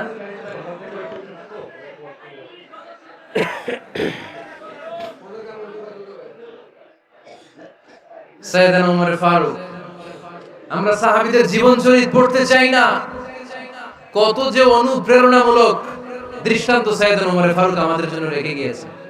ওমর ফারুক যখন খলিফা, দিনের বেলায় যদি রাষ্ট্রে কোনো নিয়ম জারি করতেন, দিনের বেলায় জনগণকে কোনো বিষয়ে যদি নিষেধ করতেন, রাত্রে বেলায় খাওয়ার সময় ফ্যামিলি মেম্বারদের সবাইকে বলতেন, এই দিনের বেলা আমি জনগণকে এই কাজ করতে নিষেধ করেছি, তোমরা আমার ফ্যামিলি মেম্বার, খবরদার তোমরা এই কাজ করো না। জনগণ করলে যতটুকু শাস্তি, তোরা করলে পাবি ডবল শাস্তি। সুবহানাল্লাহ কইবেন না? আমাদের নেতারা ওই বাড়ির বিচার করে, ওই বাড়ির মাইয়ার বিচার, ওই বাড়ির পোলার বিচার। নিজের পোলা গাঞ্জা টানে, আসরা নাই? নিজের মেয়ে অপরাধ করে, আসরা নাই? কি নেতা ছিলেন ওমর ফারুক! আগে নিজের ঘর সামলিয়েছেন, আগে নিজেকে সামলিয়েছেন, নিজের ঘর ঠিক করেছেন। বলেছেন জনগণ করলে যত ব্যাড, তোরা করলে double bad. This is call leader, ঠিক কি না? এক বাবা এসে বললেন, ওমর ফারুক আমার ছেলে কথা শুনে না, বেয়াদব। ওমর ফারুক ছেলেরে ডাকলেন, বাবা তুমি তোমার আব্বাজানের কথা শোনো না, এটা তো কবিরা গুনাহ। ছেলে বলে, ওমর ফারুক সব দায়িত্ব আল্লাহ ছেলে মেয়েদেরকে দিয়েছে, বাবা আমাকে কোনো দায়িত্ব দেয়নি। ওমর ফারুক বললেন, অবশ্যই দায়িত্ব দিয়েছে। তাহলে বলেন আমার বাবার দায়িত্ব কি? উনি বললেন, প্রাইমারিলি প্রথমত 3 দায়িত্ব। আইয়ান তাকিয়া উম্মাহ, পৃথিবীর প্রতিটি বাবার উচিত ছেলেদের মেয়েদের জন্য ভালো মায়ের ব্যবস্থা করা। 2 নম্বরে আইয়ুহসিনা ইসমা, সুন্দর তার একটা নাম রেখে দেয়া। 3 নাম্বার ইউআল্লিমাহুল কিতাব, তার আল্লাহর কিতাব শিক্ষা দেওয়া। এবার ছেলেকে আমার আব্বা 3টার একটাও করে নাই। এবার ওমর ফারুক রেগে গেলেন, বাবার কাঁধে ধরলেন, বললেন তুই ছেলের জন্য বিচার নিয়ে আসলি, তোর 3টা দায়িত্বের একটাও তুই পালন করিস নাই। ছেলে বলে, আমিরুল মুমিনিন, আমার মা নর্তকী, আমার মা মাজুসি, আমার মায়ের মধ্যে কোনো আদব কাদব নাই, সুন্দরী দেখে আমার মারে বাবা বিয়ে করছে, আমার মায়ের কাছ থেকে জীবনে কিছু শিখি নাই। 2 নাম্বার সাম্মানি খানফাসা, আমার বাবা আমার নাম রেখেছে চামচিকা। কি নাম রাখছে? এটা নাম হইলো একটা? এরকম উল্টা পাল্টা নাম আছে না নাই? না, এগুলো রাখবেন না। আব্দুল্লাহ রাখবেন, আব্দুর রহমান রাখবেন। আর একটা কি বলছি আজকে? হুজাইফা রেখে দিয়ে পারবেন? ওয়ালাম ইউআল্লিমনি হারফাম মিন কিতাবিল্লাহ আমিরুল মুমিনিন, শুধু তাই না, আল্লাহর কোরআনের একটা অক্ষর আমার বাবা কোনোদিন আমারে শিক্ষা দেয় নাই। ওমর ফারুক রেগে গেলেন, এবার বাবার কান্দে ধইরা মারতে শুরু করলেন। তুই পোলার নামে বিচার নিয়ে আইছিস, তোরে মাইর দিমু আগে। এরকম নেতার দরকার আছে না নাই? মদিনায় এক লোক তার বউরে রাগের চোটে 100 তালাক দিয়ে দিয়েছে। কয় তালাক দেয়ার নিয়ম কয়টা? দিছে কয়টা? এবার স্ত্রী কাঁদতে কাঁদতে এসে বলে, আমিরুল মুমিনিন দেখেন, আমার স্বামী আমারে রেগে মেগে 100 তালাক দিছে। ওমর ফারুক বললেন, ধইরা নিয়ে আয় এটারে। নিয়ে আসা হলো। ওমর ফারুক বললেন, কয়টা তালাক দিয়েছো? কয় 100টা। কেন দিছো? কয় মাথা গরম ছিল। এরকম আছে না? তালাক দেওয়ার সময় সব তালাক, তুই তালাক, তোর মা তালাক, তোর বোন তালাক, সব তালাক। তালাক দিবে ওয়াইফ রে, দিতেছে সবাই রে। তোমার ফারুক বললেন, দিবে 3টা, 100টা দিলা কেন? কয় মেজাজ গরম ছিল। কয় দাঁড়া, আত-তালাকু মিন শাআইরিল্লাহ, তালাক হচ্ছে আল্লাহর দেয়া বিধানের একটা নিদর্শন, এটা নিয়ে তুই খামখেয়ালি করলি। আমার রায় শোন, আমার রায় হচ্ছে 3 তালাকে তোর বউ তালাক, বাকি 97 তালাক তোর পিঠের উপরে পড়বে। এরকম বিচারের দরকার আছে না নাই? এরকম দৃষ্টান্তমূলক বিচার যদি বাংলার জমিনে দেয়া হতো, আর কোন নারী ধর্ষিতা হতো? আর কোন নারীকে অ্যাসিড মারা হতো? আর কোন নারী যৌতুকের জন্য কান্না করত? একটা আমল লাগবে, বেশি না। কয়টা লাগবে? তিনি গভর্নর সিস্টেম চালু করেছিলেন, গভর্নর সিস্টেম, ইসলাম স্টেট। বাহরাইন, ইয়েমেন, মিসর, কুফা, বসরা, মক্কা, মদিনা, এই 7 জায়গায় 7 জন গভর্নর পাঠিয়েছেন। তাদের থেকে তথ্য নিতেন। এই গভর্নর সিস্টেম উনি বানিয়েছেন। সাইয়েদনা আমর ইবনে আল-আস রাদিয়াল্লাহু তাআলা আনহুকে পাঠিয়েছেন মিশরে। মিশরে একটা দৌড় প্রতিযোগিতা হতো। ওই দৌড় প্রতিযোগিতায় আমর ইবনে আল-আস রাদিয়াল্লাহু তাআলা আনহুর ছেলে অংশগ্রহণ করেছে। কিন্তু এক মিশরি ওই দৌড় প্রতিযোগিতায় চ্যাম্পিয়ন হয়ে গেছে, রানার্স আপ হয়েছে আমর ইবনে আল-আসের ছেলে। এবার মিশরি ফার্স্ট আর গভর্নরের ছেলে সেকেন্ড। রাগের চোটে আমর ইবনে আল-আসের ছেলে ওই মিশরির মাথার মধ্যে কয়েকটা বাড়ি মেরেছে। মিশরি বলে, আমার মারলা কেন? তুমি খেলাই পারো না, আমারে মারলা কেন? কয়, আনা ইবনুল আকরামিন, আমি গভর্নরের পোলা, আমি যা বলবো এটাই হবে, আমার উপরে কথা নাই। মিশরি ওইখানে আর ঝগড়া বাঁধায় নাই, মনে দুঃখ নিয়ে মদিনায় চলে আসলেন। এসে বললেন, আমিরুল মুমিনিন, আপনি আমর ইবনুল আস রাদিয়াল্লাহু তাআলা আনহুকে মিশরের গভর্নর বানিয়ে পাঠিয়েছেন। একটা প্রতিযোগিতায় আমি চ্যাম্পিয়ন হয়েছি, ওনার ছেলে হয়েছে রানার আপ। কেন সে চ্যাম্পিয়ন হতে পারে নাই? এই কারণে আমার মাথায় লাঠি দিয়ে 3টা বাড়ি মেরে। বিচারটা দিছে কার দরবারে? কথা বুঝেন নাই বোধহয়? ওমর ফারুকের দরবার। ওমর ফারুক বললেন, তাই আগামী বছরের অমুক তারিখ আমি সব গভর্নরদেরকে ডেকে হিসাব নিতে, ওই দিন তুই থাকবি, পারবি না? মিশর বলে, পারবো মানে অবশ্যই পারবো। ওই দিন 7 রাজ্য থেকে 7 গভর্নর হাজির, গভর্নরদের ছেলেরাও হাজির, মিশরীয় হাজির। 7 গভর্নরের কাছ থেকে 7 এলাকার খোঁজ খবর নেয়ার পরে ওমর ফারুক বললেন, আইনাল মিশরি, মিশরী লোকটা কই, এদিকে আয়। মিশরী সামনে আসার পরে বলল, আমর ইবনুল আস, তুমি মিশরের গভর্নর, তোমার ছেলে সহ তুমি আসো। আমর ইবনুল আস এসে সামনে বসে রইলেন। এবার বললেন, ও আমর ইবনুল আসের ছেলে, তুমি নাকি ইবনুল আকরামিন গভর্নরের ছেলে, তুমি যা বলবা মিশরে নাকি তাই হবে, তোমার নাকি অনেক দাপট। নিজে একটা লাঠি এনে মিশরীর হাতে দিয়ে বলল, এবার তোর মাথায় যতটা মারছে তুই ততটা গুনে গুনে মার, আমি দেখবো। আমর ইবনুল আস দেখবে, আমর ইবনুল আসের ছেলেরে তুই এখানে মার। সে বলতেছে, থাক, আপনি বলছেন এতেই যথেষ্ট, মারা লাগবে না, আমি মাফ করে দিলাম। ওমর ফারুক বলল, খবরদার, মার, মার ওর মাথার মধ্যে। মিশরী ওমর ফারুকের ধমক শুনে ভয়ে ভয়ে 3টা বাড়ি মারলো। এই বাড়ি মারা দেখেও ওমর ফারুকের হৃদয় ঠান্ডা হয় নাই। লজ্জায় আমর ইবনুল আস, বয়স হয়ে গিয়েছে, সাহাবা, মাথা তখন টাক, মাথায় চুল নাই, লজ্জায় মাথাটা হেট হয়ে মাথাটা নিচু করে রেখেছে। এবার রাগের চোটে ওমর ফারুক বললেন, এবার আমর ইবনুল আসের টাক মাথার মধ্যে একটা মার, মার। কেন ছেলেকে শিক্ষা দিতে পারে নাই? ইয়া আমর ইবনুল আস, মাতা জাআলতুমুন নাস আবিদা, তোমরা কখন মিশরীদেরকে নিজেদের দাস বানায় নিলা? ওয়াকাদ ওয়ালাদাতুম উম্মুহুম আহরারা, আর ওদের মায়েরা তো ওদেরকে স্বাধীন সন্তান হিসেবে প্রসব করেছে। মানুষদের উপর ক্ষমতাগিরি করার জন্য গভর্নর পাঠাই নাই। খবরদার, জনগণ তাদেরকে দেখভাল করার জন্য তোমাদেরকে পাঠানো হয়েছে, তাদের উপর কোনো অত্যাচার করার জন্য নয়। চিল্লায় বলেন ঠিক কি না? এরকম নেতা কয়টা লাগবে? কয়টা? ওই নেতার নাম কি?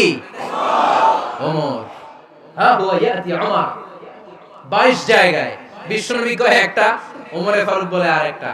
আল্লাহ বলে, বিশ্বনবী আপনার পক্ষে আমি আয়াত নাযিল করতে পারলাম না, আমি ওমরের পক্ষে নাযিল করে দিলাম। বিশ্বনবী বলতেন, ইন্নালি কুল্লি উম্মাতিন মুহাদ্দাস, সব উম্মতের মধ্যে, সব নবীদের উম্মতের মধ্য থেকে একজন করে আল্লাহ তাকে মুহাদ্দিস বানাতো। মুহাদ্দিস না, মুহাদ্দাস। মুহাদ্দাস মানে এমন লোক যিনি যা ভাবতো ওই ভাবনাটাই আল্লাহ আয়াত হিসেবে নাযিল করে দিতেন। বিশ্বনবী বলেন, আমার উম্মতের মধ্যে মুহাদ্দাস হচ্ছে সাইয়েদনা ওমর। মদিনার সবচেয়ে বড় মুনাফিকের নাম আব্দুল্লাহ ইবনে উবাই ইবনে সালুল। সব মুনাফিকদের সর্দার, কিন্তু এই মুনাফিকের ছেলেটা হলো পাক্কা ঈমানদার। এই ছেলের নাম হলো আব্দুল্লাহ। আওয়াজ করে বলেন, ছেলের নাম কি? আব্দুল্লাহ ইবনে উবাই ইবনে সালুল মুনাফিক সর্দার যখন ইন্তেকাল করলো, সাইয়েদনা আব্দুল্লাহ রাদিয়াল্লাহু তাআলা আনহু বিশ্বনবীর কাছে এসে চোখের পানি ছেড়ে ডেকে বলে, নবী আপনিও জানেন আমিও জানি, মদিনার সবাই জানে আমার আব্বা মুনাফিকদের সর্দার, কিন্তু আমার মন তো মানে না, আমার তো পিতা, আমার তো বাবা লাগে, আমার তো মন মানে না। আপনিও জানেন মুনাফিক, আমিও জানি মুনাফিক। নবী আপনার দরবারে কিছু আমি চাই না, আপনার গায়ের একটা জামা দেন, আপনার জামাটা পরিয়ে আমার বাবারে দাফন দিব। এর উসিলায় যদি আমার আব্বারে আল্লাহ মাফ করে দেয়, দয়ার নবী মায়ের নবী জামা খুলে দিয়ে দিলেন। পড়েন সুবহানাল্লাহ।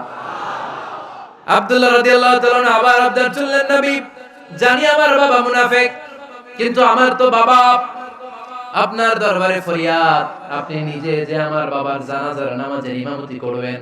দয়ার নবী মায়ের নবী জানাজার নামাজে যেতে চাইলেন। ওমরে ফারুক বললেন, নবী না, খবরদার আপনি উবাই ইবনে সালুলের জানাজায় যাবেন না। বিশ্বনবী জোর করে যেতে চাইলেন। সাইয়েদনা ওমর ফারুক বিশ্বনবীর জামা পেছন থেকে টেনে ধরলেন। আল্লাহু আকবার। টেনে ধরলেন, যাবেন না আপনি। ওমর ফারুকের হাত থেকে হ্যাচকা টান মেরে জুব্বা টান দিয়ে বিশ্বনবী জানাজায় চলে গেলেন। রব্বুল আলামিন আয়াত নাযিল করলেন, ইস্তাগফির লাহুম আও লা তাস্তাগফির লাহুম ওয়া ইন তাস্তাগফির লাহুম ৭০ মাররাতান ফালান ইয়াগফিরাল্লাহু লাহুম। নবী গো, একবার নয়, দুইবার নয়, ৭০ বারও যদি এই মুনাফিকের জন্য আপনি ক্ষমা চান, তার জন্য ক্ষমা নাই, তার জন্য আছে জাহান্নাম। ওয়ালা তাকুম, আপনি যাবেন না আলা কবরি, কখনো তাদের জানাজায় যাবেন না। এই যে একটা ভুল করে ফেলছেন, এটা এবারই শেষ, এরপরে আর যাবেন না। সাইয়েদনা ওমর ফারুকের পক্ষে আল্লাহ তাআলা কোরআনের আয়াত নাযিল করে দিলেন। চিল্লায়ে পড়েন আল্লাহু আকবার। এভাবে 22টা জায়গায় ওমর ফারুক যা বলেছে, এটা নিয়ে একটা আলাদা আলোচনা হইতে হবে, আলাদা একটা আলোচনা লাগবে যে 22টা আয়াতে আল্লাহ তাআলা বিষ্ণুবীর পক্ষে কোরআনের আয়াত নাযিল না করে সাইয়েদনা ওমর ফারুকের পক্ষে আয়াত নাযিল করেছেন। চিল্লায়ে পড়েন সুবহানাল্লাহ। ওই ওমর ফারুককে আমাদের মডেল বানানোর দরকার আছে না নাই? ওই ওমর ফারুকের জীবনী আমাদের ছেলেমেয়েদেরকে পড়ানোর দরকার আছে না নাই? আমাদের ভবিষ্যৎ প্রজন্ম এগুলো জানে না। ওরা সালমান খান দেখে বড় হয়, ওরা শাহরুখ খান দেখে বড় হয়, ওরা ঋত্বিক রোশনকে দেখে বড় হয়। ওরা মনে করে যে এরাই বড় সুপার হিরো। আমাদের যে কত বড় সুপার হিরো আছে এরা জানি না। নতুন প্রজন্মের কর্ণকোহরে সাইয়েদনা ওমর ফারুকের ইতিহাস পৌঁছে দেওয়ার দরকার আছে না নাই? ওমর ফারুকের ইন্তেকালের ঘটনাটা বলেই আমরা মুনাজাতের দিকে যাব। শুনবেন? শুনতে চান? উনি স্বপ্নে দেখলেন একটা লাল মোরগ ওনাকে 3টা ঠোকর মেরেছে। কয়টা? উনি জুমার নামাজে, জিলহজ মাসের শেষ সপ্তাহে জুমার নামাজে বললেন যে একটা লাল মোরগ 3টা ঠোকর মেরেছে। মুগীরা ইবনে শুবা রাদিয়াল্লাহু তাআলা আনহুর দাস আবু লুলু আল মাজুসি, এই লোকটা খঞ্জর বানাতে পারতো। মুগীরা রাদিয়াল্লাহু তাআলা আনহুর দাস। মুগীরা প্রতিদিন 4 দিরহাম করে চার্জ করত, যেহেতু দাস। সে এসে বিচার দিল, আমিরুল মুমিনিন, মুগীরা আমার থেকে বেশি টাকা চায়, জুলুম করে। ওমর ফারুক বললেন, তাই? তুমি কি কাজ জানো? বলে, আমি খঞ্জর বানাতে জানি। বাড়ি কই? পারস্য। আরে তুমি খঞ্জর বানাতে জানলে তো 4 দিরহাম অনেক কম, সে তো আরো বেশি টাকা নেওয়া দরকার ছিল তোমার থেকে। আবু লুলুর এই কথা পছন্দ হয় নাই। সে কয়, ওমর তুমি সবারে দয়া দেখাও আর আমার ক্ষেত্রে কঠিন নিয়ম বানাইলা, দাঁড়াও এই নিয়ম তোমার আমি দেখাবো। এই রাগে সে বাড়িতে যে একটা খঞ্জর বানালো। কি বানালো? খঞ্জর ছিলেন ছোট্ট ছুরি। কিছুদিন আগে ওমানের সুলতান কাবুস ইন্তেকাল করেছে, জানেন আপনারা? ওনার এই কোমরের মধ্যে খঞ্জর থাকতো, ছবিতে দেখছেন? আরব শাহেক যারা সুলতান আমির, কোমরে কি থাকে? ছোরা থাকে, খঞ্জর। সে বাসায় যে একটা খঞ্জর বানালো, যেই খঞ্জরের দুই মাথা, লাহু রাসান ওয়া মাকবাদাতুহু ফি ওয়াসাতি, আর ধরার হ্যান্ডেলটা মাঝখানে, এদিকেও ছুরি এদিকেও ছুরি, যাতে এইভাবে মারা যায়। সে ধার দিতে লাগলো আর বলল, ওমর দাঁড়াও, তোমারে আমি দেখাবো। ওমর ফারুক মসজিদে নববীর ইমাম, ফজরের নামাজের সময় এ আবু লুলু আল মাজুসি বুরনুস পরে, চাদর পরে, লুকিয়ে লুকিয়ে, সে অগ্নি উপাসক, মুমিন নয়। ওমর ফারুক অ্যাটাক করার জন্য গেলেন মসজিদে নববীতে। ওয়া কানু ইসাল্লুনা বিগালাস, তখন ওনারা অন্ধকারে নামাজ পড়তো। নামাজের সময় যখন হলো, লুকিয়ে লুকিয়ে প্রথম কাতারে ওমর ফারুকের পিছনে মুয়াজ্জিনের পাশেই দাঁড়ালেন, হাতে খঞ্জর। ইকামত হলো, ওমর ফারুক সালাত শুরু করলেন, ফজরের সালাত, আল্লাহু আকবার। নামাজ শুরু করলেন, সূরা ফাতিহা বললেন। আরেকটা সূরা যখন পড়তে যাবেন, in the meantime Abu Lulu এই খঞ্জর নিয়ে ওমর ফারুকের বুকের মধ্যে 3টা স্টেবিং করলেন। একটা মারলেন নাভির নিচে, মারার সাথে সাথে পাকস্থলী কেটে গেল। আরেকটা মারলেন পাজরে, পাজর ছিঁড়ে গেল। 3টা মারার পরে ওমর ফারুক বললেন, কাতালানি আল কাল, এক কুকুর আমাকে মেরে ফেলেছে। পেছন থেকে এক সাহাবীকে টান মেরে সামনের দিকে নিয়ে গেলেন, তুমি নামাজের ইমামতি করাও। আর ওমর ফারুককে বাকিরা ধরাধরি করে পেছনে নিতে আরম্ভ করলেন। আর এই আত্মাই আক্রমণ যে করেছে, সে কাতারের মাঝখান দিয়ে যেতে আরম্ভ করলো, আর দুই দিকে ছুরি মারতে আরম্ভ করলো। 13 জন সাহাবীর গায়ে ছুরি মেরেছে, 7 জন সাহাবা স্পট ডেথ, জায়গায় মৃত্যু। এই ভয়ঙ্কর অবস্থা দেখে এক সাহাবী বুরনুস, এক ধরনের জুব্বা আছে মাথাওয়ালা, অনেকে জ্যাকেট পরছেন না এরকম মাথাওয়ালা, লম্বা জুব্বা আছে, আর ওটা শীতে পড়ে মাথাওয়ালা। এই মাথাওয়ালা জুব্বা বের করে এক সাহাবী জালের মতো তার দিকে উড়ায় মারল। ওই বুরনুসের মধ্যে পেঁচিয়ে আবু লুলু মাটিতে পড়ে গেল আর সুইসাইড করে ফেলল, নিজের বুকে নিজে মেরে আত্মহত্যা। যেই সাহাবীকে ইমামতির জন্য দাঁড় করালেন, উনি ছোট্ট সূরা দিয়ে প্রথম রাকাতে সূরা আল কাউসার, দ্বিতীয় রাকাতে সূরাতুল ইখলাস দিয়ে নামাজ শেষ। ওমর ফারুক বেহুশ। ওমর ফারুক কি? হ্যাঁ, বেহুশ। সবাই কান্নাকাটি করতেছে, সবাই দেখতে গেলেন, এখন হুঁশ ফিরে না। মুখের মধ্যে, মুখ খুলে রাষ্ট্রের চিকিৎসক মুখের মধ্যে দুধ দিলেন, ওই নাভি দিয়ে দুধ বের হয়ে যায়, পাকস্থলী কেটে ওখান দিয়ে দুধ বের হয়ে যাচ্ছে। তারা বলল, ওনারে বাঁচানো সম্ভব না, দেখেন হুঁশ ফিরে কিনা। হুঁশ ফিরলে ওনার পরে কে আমির হবে, উনি যেন প্যানেল ঠিক করে দিয়ে যায়। সবাই তাকিয়েছে ওমর ফারুকের চোখের দিকে। আল্লাহর মেহেরবানিতে ঘন্টা খানিক পরে উনি চোখ খুললেন। চোখ খোলার পরেই বলেন নাই, ও মা আমি মরে যাই। চোখ খোলার পরে উনি বলেন নাই, কে মারলো আমারে।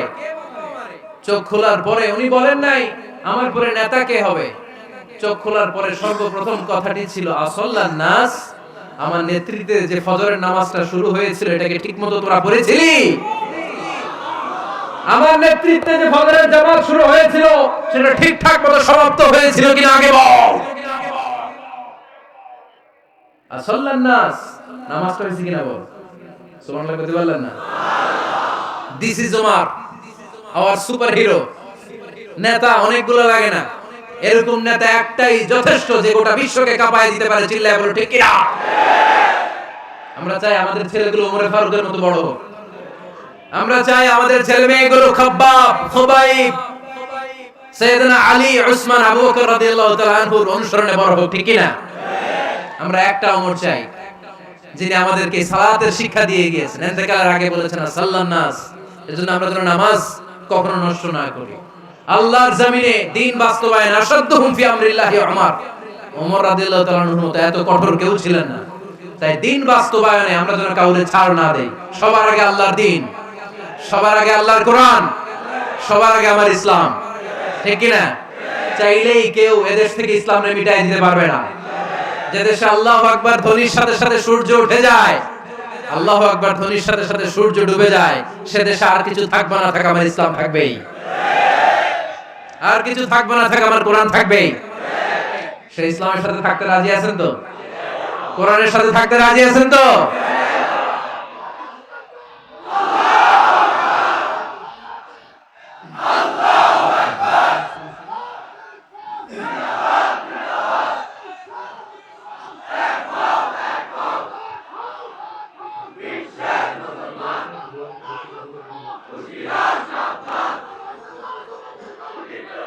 আল্লাহ আমাদের সবাইকে কবুল আর মঞ্জুর করে নেয়, আমরা পড়ি আমিন।